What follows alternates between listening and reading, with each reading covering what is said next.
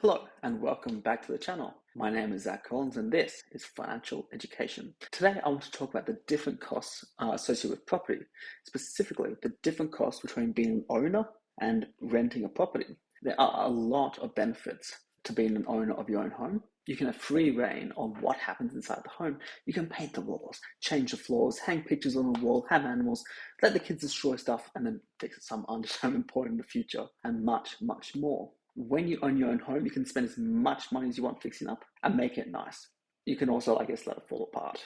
But when you rent, you have to maintain the upkeep and you can't put a hole in the wall and just cover it with a picture and never fix it, kind of like you could if you own the place. I'm sure everyone knows the pros and cons around the different lifestyles, but what is the actual cost difference? Now, I own two properties, one of which is my current home. That's where this office is based, and I film all my videos in it. The second one we moved out of at the end of 2023. It's now an investment property.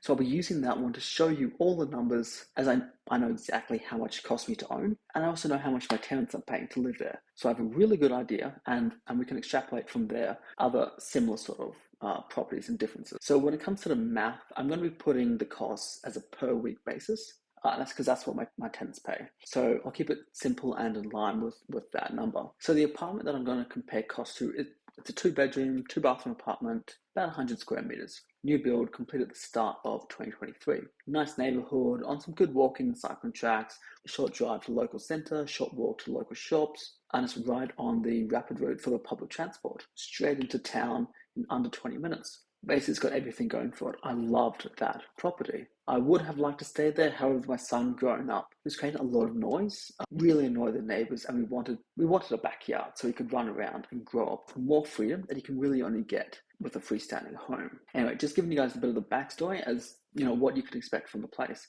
It's a nice place in a nice area, not some rundown crap in the middle of nowhere. So my tenants are currently paying $600 per week for this property. And that's actually a really good deal. So the downstairs neighbors, they're paying $50 more per week. It's identical unit, just a level below.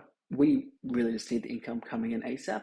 So we just let them get a lower rate. Anyway, so I'm going to be using that $600 a week figure to compare whether it'll be better to rent out the property or to own it. Anyway, so I'm going to be comparing the buy figures to $600 per week. Now, the reason I'm using $600 per week as the total cost, because everything else related to the property is the owner's expense. Water, electricity, gas, all that sort of stuff. The rates for that would be paid by the owner, and whether you're living there yourself or whether you're renting it, your usage is your usage, so you're paying for that anyway.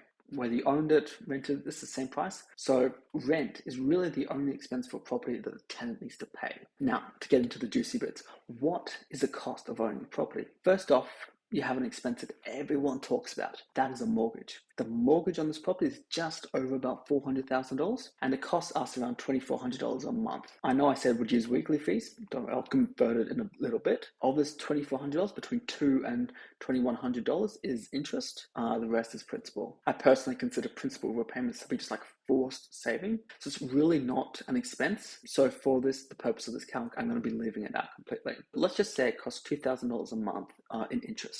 If you multiply that by 12, you get the annual figure. You then divide it by 365 to get the daily figure, and then multiply again by 7 to get the weekly cost. This is about $460 per week. On top of this, we have expenses for upkeep. Now, in my case, it's an apartment, so we have strata. For freestanding homes, there is no strata, but an owner should be putting money away consistently to pay for any upkeep and maintenance that will come about. You never know when something is going to break, and there's 5 to 10 grand. For apartments, strata costs cover all of that. We pay about $1,900 every 6 months, which is $3,800 for a year. That equates to about $72 per week. We also pay rates of around $1,500 per year. That's another $28 a week. Now, I am rounding the numbers just to keep things simple, but if you've been following along, you'll see that the total cost is around $560 per week to own that unit. You can see that the difference between owning and renting my specific unit, just on the cost, comes out to be very similar. We're lucky that the purchase price of this property is lower